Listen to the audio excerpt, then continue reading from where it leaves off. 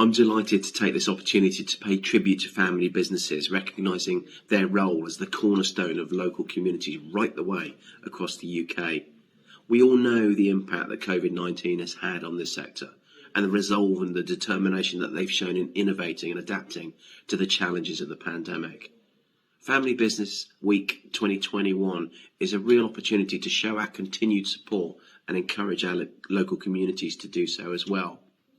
As a sector that delivers jobs, training and prosperity to local regions, family businesses employ more than 14 million people right the way across the UK and represent the best of British business. It's crucial to use this opportunity to shine a light on the importance of these value-driven, diverse businesses and their rich contribution to the economy. Now, this year also sees the 20th anniversary of the Institute for Family Business, providing a platform for these organisations to thrive and grow. I want to celebrate their achievements and acknowledge their role at the forefront of championing the family business sector. And I would like to register my protest to the usual channels about that and the fact that none of us were consulted who had put our names down, which I think is very, very poor show indeed.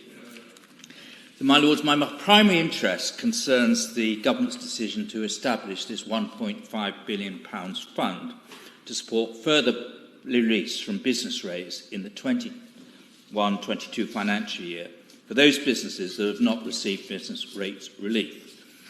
Let me say at once, I think it's absolutely right to support those left behind businesses, as I may call them, but I do have questions that largely centre around the process of releasing this money.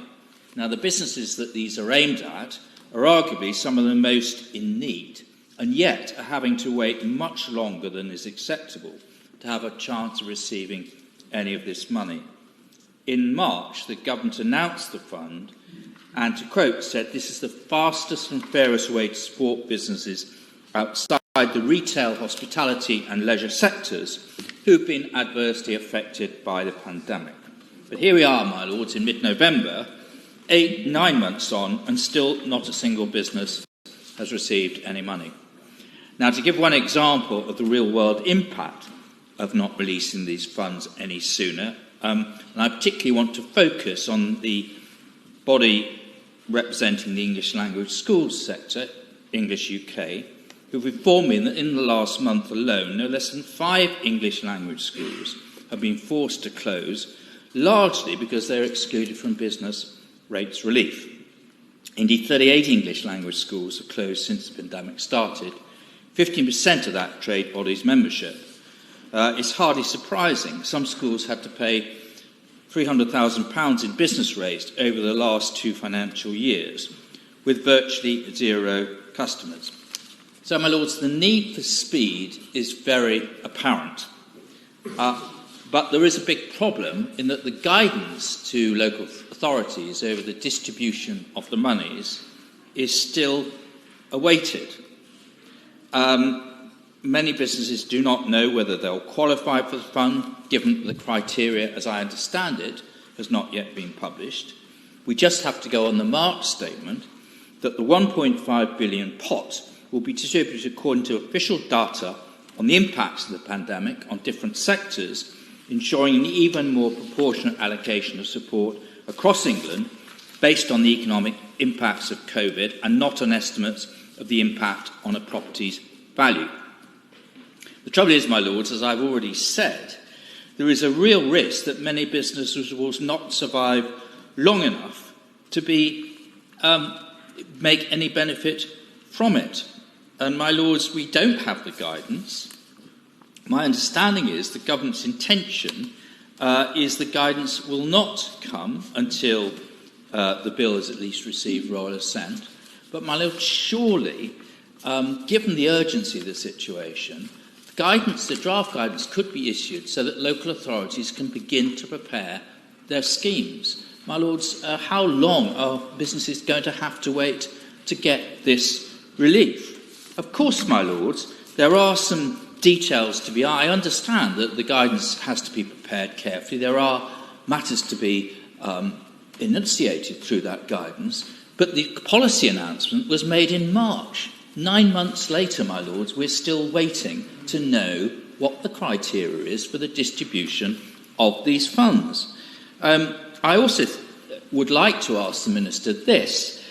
For English language schools, there is a complex situation arising because a small handful of councils interpreted the expanded retail discount differently and did award business rates relief. So consequently, it's been something of a lottery, depending on where the schools were situated. Now, my lords, I do hope the Minister will confirm that just because some councils took the bold step to offer business rates relief to English language schools, it won't jeopardise the chance for those who didn't from receiving additional funding.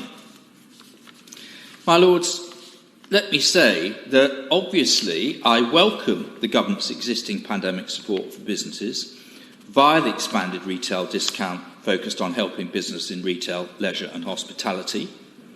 The release of the additional fund is also welcome, although it's a tacit admission that the previous relief did not reach all those businesses. That can show a catastrophic and sustained impact due to the coronavirus restrictions. But, my lords, I do have to say that the lack of guidance to local authorities would suggest to me that it's going to be many, many months before businesses receive any of these funds. And I'm really using this opportunity to urge the Minister to sort this out, get the guidance out quickly, make sure that local authorities understand that the monies have to be distributed as quickly as possible according to a fair criteria. My lords, I beg to move.